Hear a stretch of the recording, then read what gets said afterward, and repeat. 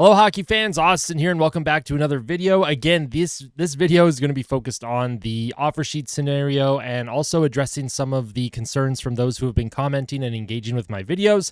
I've had a lot of people question and comment regarding different players that they should be trading instead of CC, instead of Kulak, that sort of thing. And I do want to talk about why certain players cannot be moved, and those two players specifically are Darnell Nurse and Evander Kane, not just because of the no movement clauses that they have, which I will get into and kind of explain a little bit further, but also because of the dollar figure that they're making and whether there's a market for players like that and whether it's in the team's best interest to move a player like Darnell Nurse, who is very close to the captain, Connor McDavid. They have been best friends for quite a while. So I wanted to discuss that aspect, kind of take a look at what the roster would look like if the Oilers do trade Kulak and CC, which it sounds like they are trying to move both players right now, according to different reports. So let's kind of jump into the video. This is just a general discussion video. You can leave your comments in the comment section below.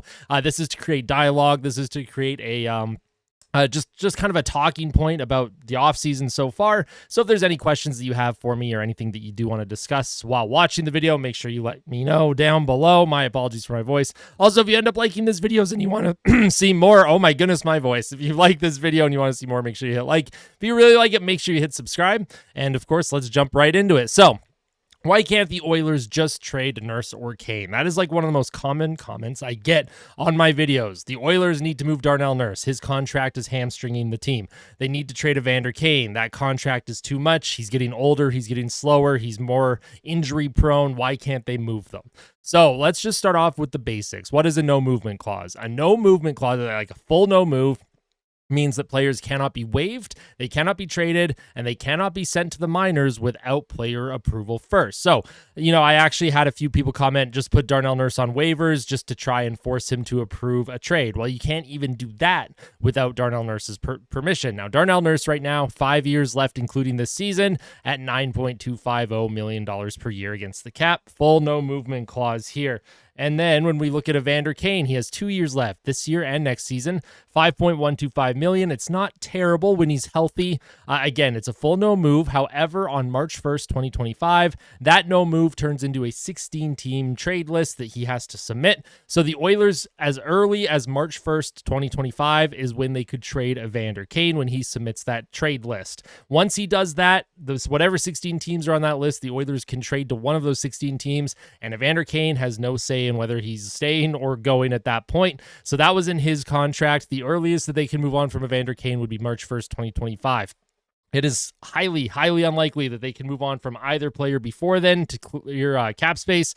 Darnell Nurse, obviously, a lot of fans, he's one of those polarizing players on the team. I think Darnell Nurse, if he wasn't making the $9.25 million, fans would look at him a little bit differently. But just like Oilers fans have done with other players in the past that make way more than they should, Sean Horkoff was one of those players, just off the top of my head.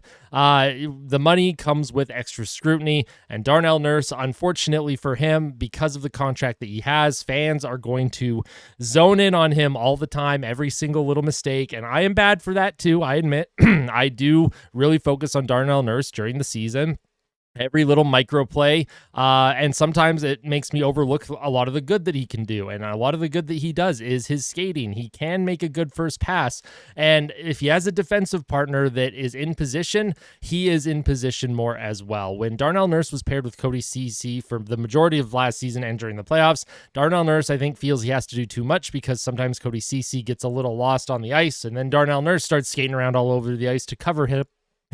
So Darnell Nurse, all he has to do is just focus on playing his position, using his feet, using his speed, and using his size, and he is effective. He's never going to be worth that money, but the team just can't move him, and it'd be really difficult to convince him to waive the no move because he is an alternate captain. He is best friends with Connor McDavid. That's a situation where I just don't think they'll ever be able to trade him. They're going to have to work with him and do what they can for the rest of that contract. Evander Kane, a little bit different. This is a movable contract, in my opinion. Even if you have to attach a little bit of a draft pick to it, Evander Kane, there is still value there, and he only has 2 years left on the deal, so that's not too bad. Now, in saying that, if the Oilers were to trade Kulak and CC in order to bring in Broberg and Holloway after the offer sheets that they signed, I wanted to show you what the lineup might look like. So the top six looks incredible. Nuge, McDavid, Hyman. That's awesome. Great first line. Skinner, Draisaitl, Arvidsson. That's a terrific second line. Lots of goals scored in the top six. And then Kane, when healthy, with Henrique and Holloway. Great third line. Good depth scoring. I can see Dylan Holloway getting 10, 15 goals minimum. And then you have Janmark, Ryan Brown, sure, I don't mind that. And then your extra forwards, Perry, and then James Hamblin, likely call up. Now, it's on defense here. If you lose CC and Kulak, now, there's obviously a lot of fans that want CC gone. I am one of them. I don't want Kulak gone. I do like Brett Kulak a lot. I think is a very good player, especially in the playoffs. And he's a perfect third pair defenseman. But the rumors are they're trying to unload both those defensemen, CC and Kulak, in order to keep Broberg and Holloway. Of course, we don't actually know how this is going to play out because, the Oilers haven't matched any offer yet. This is just speculation. This is just me creating a dialogue and showing everyone what the depth chart looks like if you lose Kulak and CC here. Your third pair would be Broberg and Josh Brown, which is not good to me. Well, at least Josh Brown is not good. Broberg on that left side, though, that is optimal. Third pair for Broberg on his left side. That is a strong side. That is what the Oilers should be looking to do and maximize his value. But Josh Brown being in that top six, no way, Jose. Josh Brown is very, very bad. I don't want him in the lineup unless you're going up against a goon squad, in which case you can insert Brown in once or twice a year. Troy Stecher on the second pair with Darnell Nurse in limited time together. Their metrics last year weren't terrible. Stecher, as long as he's healthy, I think he could jump up to the second pair periodically. I don't think that's a full-time fit. The Oilers, in my opinion, would have to be going after another top 4 right shot defenseman and a top 6 right shot defenseman. I would prefer a couple defensemen in the lineup over these two. And then in the system, we have Ben Gleason and Max Wanner, if I'm pronouncing his name correctly. Wanner is very close to being NHL ready. Look for him in training camp to really push for a roster spot. Wanner, he was, I think, a 6th or 7th round pick from a couple years ago, and he's really started to blossom into his own, and I'm excited to see if he's able to crack the roster. And then, of course, in net, we have Skinner and Pickard. So that's assuming a CC and Kulak trade happens to keep Holloway and Broberg. Like I mentioned, Darnell Nurse, he's just not going to be moved. And if I keep getting comments about people saying that Darnell Nurse has to be traded, I don't know what to say at this point. I have to address this. That is just a contract that is very unlikely to be traded. I will always have people come at me and be like, players get traded all the time. Players waive their no trades all the time.